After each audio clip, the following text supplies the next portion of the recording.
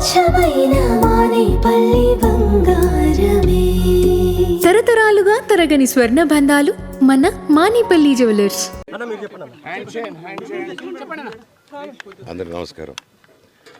నేను ఆస్తి కోసమో డబ్బు కోసమో ఈ పోరాటం చేయట్లేదు. ఎందుకంటే ఇది పోరాటం కూడా కాదు, ఇది ఆత్మగౌరవానికి సంబంధించింది, నా భార్య పిల్లల సేఫ్టీకి సంబంధించింది. ఇది నాతో ఒక మగాడిగా నాతో డైరెక్ట్గా వచ్చి నాతో ఏం చేసినా పర్వాలేదు.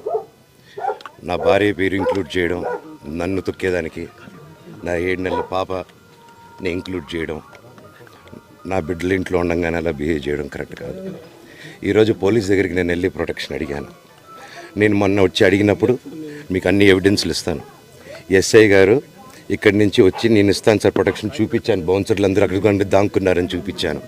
అది కొంచెం చూసి ఓకే సార్ మీరు ధైర్యంగా ఉండండి, మేము ఎక్కడికి వెళ్ళట్లేదని చెప్పి మాట్లాడి పారిపోయారు. ఇప్పుడు కానిస్టేబుల్స్ వచ్చి అందరూ నా మనుషులను అందరినీ భయపించి ఇప్పుడు వాళ్ళ పేర్లు తీసుకొని బెదరగొట్టి మా మనుషులు పంపించేసి వేరే బాడీ గార్డ్ లోపల పంపించున్నారు సార్. ఏం జరిగిందండి అసలు? గొడవలు జరగదు కాదు సార్. ఫస్ట్ ఈ డిపార్ట్మెంట్ ఎందుకు వన్ సైడ్ తీసుకుంటున్నారు? కంప్లైంట్ తీసుకున్న తర్వాత వాళ్ళకి ఏ అధికారం ఉంది? నా ప్రొటెక్ట్ చేసే మనుషులు పంపించేదానికి అధికారం ఏముంది? ప్రపంచంలో నా అందరినీ కలుస్తాను సార్, బయలుదేరుతాను.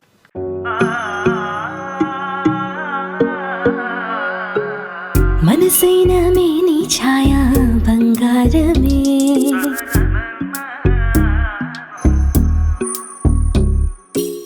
సొగసైన మేలి మాయా బంగారమే.